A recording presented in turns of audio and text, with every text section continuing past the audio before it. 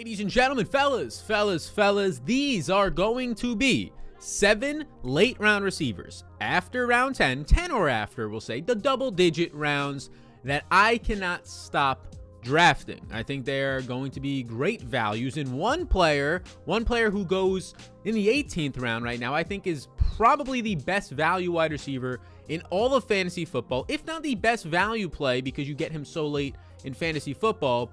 I'll let you know when he comes up. We might save the best for last, if you will. But let's get into these 7 players and get you ready, maybe your drafts this weekend, to dominate your draft. Now, if you enjoy this video at any time, take a second and just hit the like button. Now, the first player I want to talk about is quickly rising up these draft boards, but he's still being drafted in the 10th round, depending on how many teams are in your league. Of course, that can change for 10-team, 12-team, 8-team, but it's Corey Davis, and Corey Davis this past weekend had a nice weekend. Now, he was not used heavily in terms of his routes run in week 2 of the preseason, but he still ended up seeing a nice amount of targets, brought in a couple catches for 70 yards, had a nice connection with Zach Wilson. One was a blown coverage against Packers defensive backs, but for the most part, he looked solid. And that's not the only reason why I like him, of course. I mean, he was brought in to be the #1 receiver there, right? Second highest contract in free agency behind Kenny Golladay. 3 years, $37.5 million, $27 million guaranteed. That's a whole lot of dollar-rooskies, fellas. And he's coming off of a season where he just ranked top 5 in yards per route run. I mean, he was in that top 5 with guys like Devontae Adams, with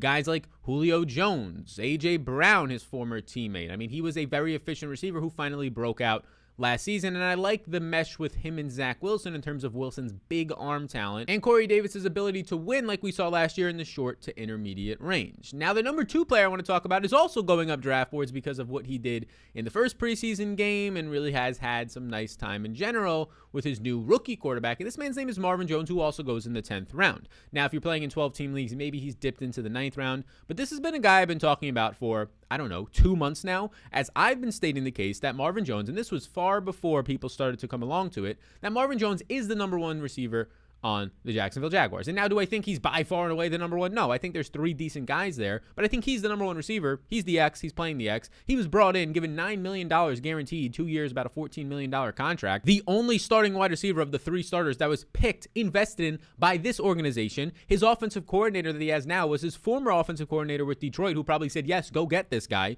You have DJ Shark dealing with broken bones in his body in the preseason and not looking spectacular. I mean, DJ Shark has never been an efficient receiver. Yeah, 2 years ago he was good because he got volume. He has never ranked inside the top 40 in yards per route run. And last year he ranked outside the top 70. Laviska Shenault is in the slot. I think Laviska Shenault is fine. I think he's solid. I think he's an athlete. We'll see what he can do in his second year now with a better quarterback and better scheme, but I don't think he's going to be the #1 receiver on this team. Marvin Jones has the ability to do that because he gets targets. 100 targets in 4 of his last 6 years, and 2 of those years he dealt with injuries. He gets touchdowns. 9 or more touchdowns in 3 of his last 4 years. He's a big-bodied receiver. Week 1 of the preseason. So far in the preseason, really through a couple games now, he showed a nice connection with Trevor Lawrence. Give me all the Marvin Jones at that point. Now, the #3 receiver that I want to talk about is going to be a 14th round wide receiver who's the X receiver on his team, meaning that he's playing the #1 position role. He's the first look on options. And that man's name is Bryan Edwards, second-year player who has the youngest breakout age ever in college football history.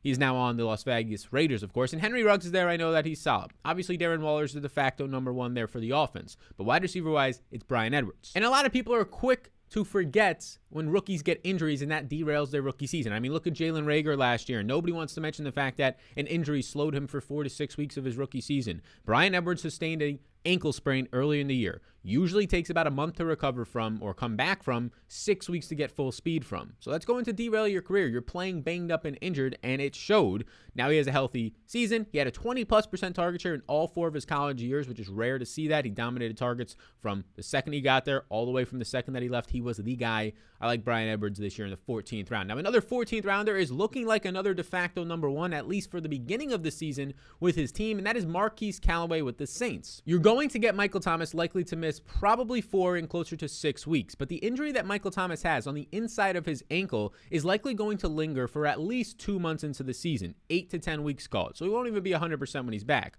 Marquis Callaway now, I know we don't like the quarterback situation here between Taysom Hill and Jameis Winston, although I would argue getting Jameis Winston out there would be a very good quarterback situation for Marquis Callaway. But either way, this is a de facto number one receiver who's the X receiver, right? I know Traquan Smith's there, but he's going to play a lot of the slot. He'll move to the outside to the Z. The X receiver, the number one guy, is Marquis Callaway for the Saints right now. He's looking good in camp. He's had a solid preseason so far in his limited action because they value him. But he's 6'2", 210 pounds. He's going to be a nice body in the red zone as well for these guys. I like that in the 14th round. It only means upside. Look, if he stinks, you spend a 14th round pick on him, so what? Drop him, right? It's not that big of a deal. But the upside is there for these younger players like Bryan Edwards and Marquis Callaway in the 14th round. Now, before we get to the final 3 wide receivers, I want to let you know we do have the Fantasy Football 2021 Supreme Draft Guide, and there's a way that you can get it for free right now, F-R-E-E, free down below if you want to check it out. It's got rankings. The thing I like to use is the tiers, a top 200, but check out the tiers, and we go really in depth. I have 91 running backs ranked, 125 receivers, 50 tight ends, 50 quarterbacks. Yes, we go in as in-depth as possible. So no matter how deep or how sophisticated your league is, you're always going to stay ahead, and that is updated all the time. Player news, key stats, check it all out down below. The Supreme Draft Kit. Any questions, just reach out to me however you can, Twitter, whatever it might be, and I will help you out. Now, the 5th receiver I want to talk about is a veteran, but he goes in the 16th round. And this is if you're playing in 10-team drafts. If you're playing in 12-team drafts, you can get him in the 13th. Really, for the most part, 14th and 15th in your home leagues often. And he's an older player. Yes, he's in his 30s, approaching his mid-30s, but it's AJ Green. And I know what you're saying. AJ Green was terrible last year, Sal. What are you doing? I'm turning off my television. No. He wasn't that terrible last year. Now, the stats were not great, but AJ Green ranked outside the top 100 in catchable targets. He ranked 106th in catchable targets. Almost half of his targets weren't catchable. So when you see the overall targets that he had and you're like, oh, he only put up this yardage. Yeah, half of them were deemed not catchable by Pro Football Focus. And Joe Burrow showed flashes last year, I agree, through his first 10 games, but Joe Burrow was not accurate as a rookie last year. The reason why he looked good was because people saw him in fantasy dominating because of the fact that they just threw the most in the NFL through his first 10 starts. Final 6 games, you get worse quarterback play in there. So AJ Green is finally, for the first time in his career, going to be able to be the number 2 receiver in an offense on the outside as DeAndre Hopkins commands most of the attention. And this profiles out to likely be a top 10, if not a top 5 offense that is high flying and running a lot of plays. I like that a good amount. The mobile quarterback adds to efficiency as well as there creates some deception. It keeps linebackers and safeties honest. I like AJ Green in the 16th round. There's not much risk there. Now, the 6th player I want to talk about goes in the 17th round. And this player has been derailed his first 2 years in the league by injuries. And this player, when he was coming out of the draft a few years back, was thought to be the number 1 Ohio State receiver coming out, ahead of Terry McLaurin, ahead of Curtis Samuel these past few years. But the problem is he's just been banged up each of the last 2 years. Just playing in 1 game last year and playing very well for the Indianapolis Colts, and that's Paris Campbell, who has elite. I mean, we're talking top 1 percentile speed and burst. He can do everything out of the slot receiver. There's no clear number 1 receiver there. I know we want to, as analysts in this community, and even the NFL wants to anoint Michael Pittman as the X on the outside, and I agree that he has the best shot. T.Y. Hilton, the Z, a little bit older now. But Paris Campbell in the slot can do a lot. I mean, he is a weapon in there. He's not your typical slot receiver. He now is going to get to work with Carson Wentz for the far majority of this season, and Carson Wentz loves the short to intermediate slots. I mean, Zach Ertz just basically was a slot receiver for most of Carson Wentz's career. Dallas Goddard. You had Nelson Aguilar's best success coming out of the slot when he was with the Eagles. Greg Ward became a name because they didn't really have any other bodies, but became a name because Carson Wentz likes throwing to the slot. Rarely does he go to the outside. There was a couple of weeks where Travis Fogan became a thing for the Eagles, but Alshon Jeffrey never really became a thing all that much outside of the red zone. It's mainly the middle of the field, which bodes well for Paris Campbell, who you can get now in the 17th round. I mean, come on, people. Now, the final player, who I think is currently the best wide receiver value in drafts, and I'd say it's close with some other guys, but this guy has major upside. This guy was the number 1 ranked player in yards per reception last season, but he's going in the 18th round, attached to last year's best quarterback in the league, according to the MVP voting. This man's name is Marquez Valdes-Scantling.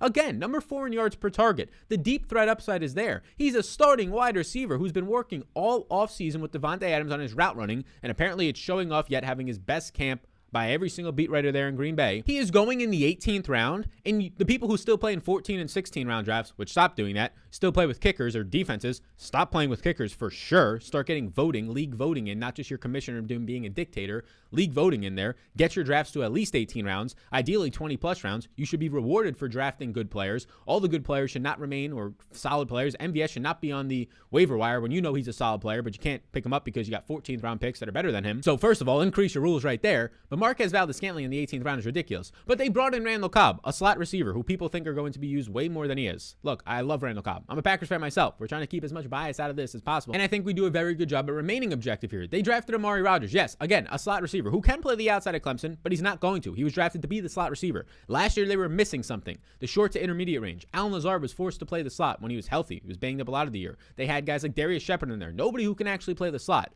Now they bring in Amari Rodgers to be that guy. They bring in Randall Cobb, who's known Amari Rodgers since Rodgers was 12 years old, to teach him a little bit, to be in there on the field in key situations. These guys are going to be in the slot. So now you have Devontae Adams on the outside, and then Allen Lazard rotating in with MVS on the outside. The clear and obvious as it gets Z receiver, the guy who's going to run a lot of go routes. How does that guy attached to Aaron Rodgers go in the 18th round? If a guy is being drafted in the 18th round, they just have to be startable for you 1 to 2 weeks. If 1 to 2 weeks, which we know MVS, if he stays healthy, is probably going to score 1 to 2 touchdowns for the man who led the NFL last year in 30-plus yards receptions with double digits of them, yes. How does he go in the 18th round? I have no idea. I don't know, but I'm loving taking him that late, and you should as well, because I believe he is the best value that late. Now, thank you for tuning in. Before you go, there's a Fantasy Football 2021 playlist with a bunch of more stuff that we're covering right here. You can check it out. It'll pop up after the video or just roam around the channel. And I would appreciate it if you made it all the way through. Hey, consider hitting the subscribe button, the like button if you have not already. Check out that draft guide as well down below. There's a bunch of stuff in the description that will help you out.